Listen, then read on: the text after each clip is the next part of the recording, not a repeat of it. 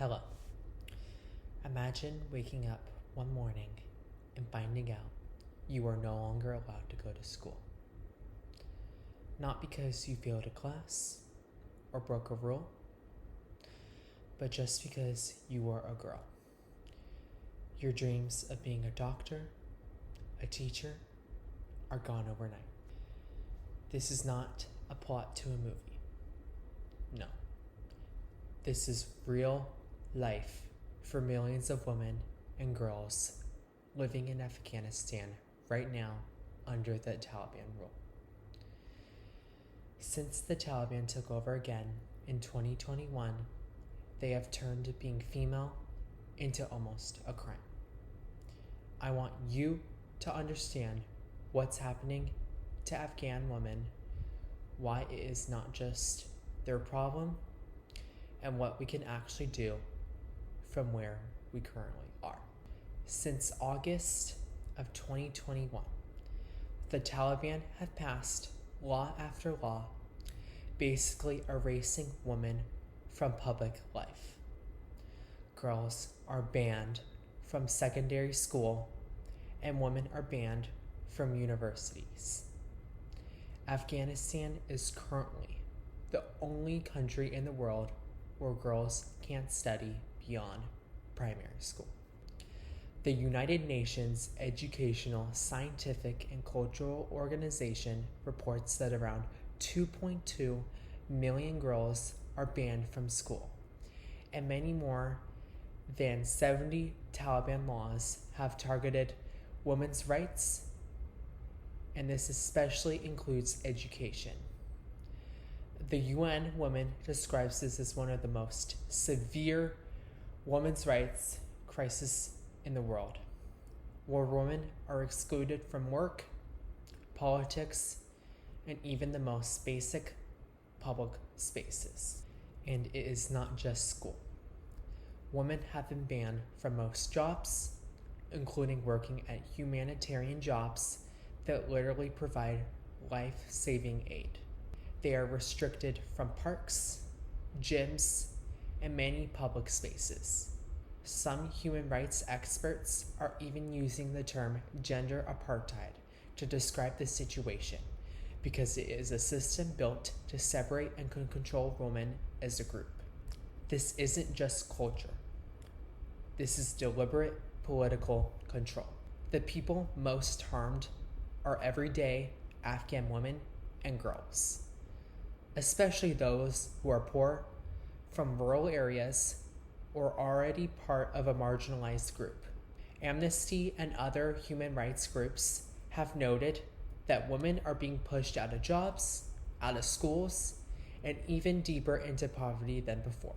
Think about what it means when almost an entire generation of girls can't get an education. The UN Women have found that nearly 80% of young Afghan women are not in education, employment, or training. That doesn't just hurt them individually.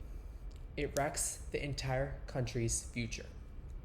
You cannot rebuild an economy or a health system without banning half the population from participating. So you might be asking, who benefits from this? Of course, the Taliban leadership benefits, and the small group of men who want to keep power by controlling women's bodies, their movements, and their voices. They use religion and morality as excuses, but even some Taliban officials have spoken out saying that there is no real justification for these bans. When a system is so fragile, it has to shut down girls' schools and even restrict the internet so women can't study online, that is not strength. That is fear. Oh, it's really easy to say, well, that has nothing to do with us. That happens over there. But environmental issues and human rights being abused don't stay in one place. When women are banned from education and work, it creates more poverty, more instability, and more people forced to flee. This is also a test of what we actually mean when we say we care about humans' rights or women's rights. If those ideas only apply when it's convenient, they are not real values, they are just slogans.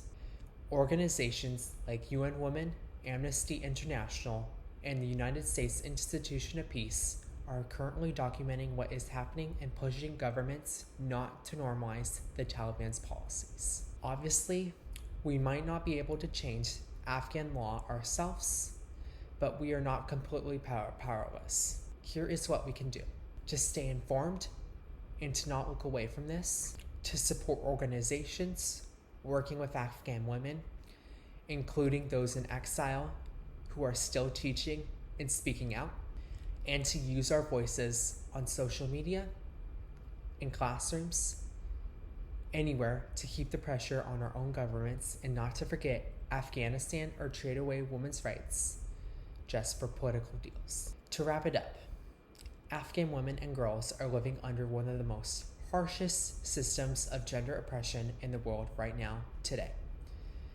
They have been banned from schools, jobs, and public spaces.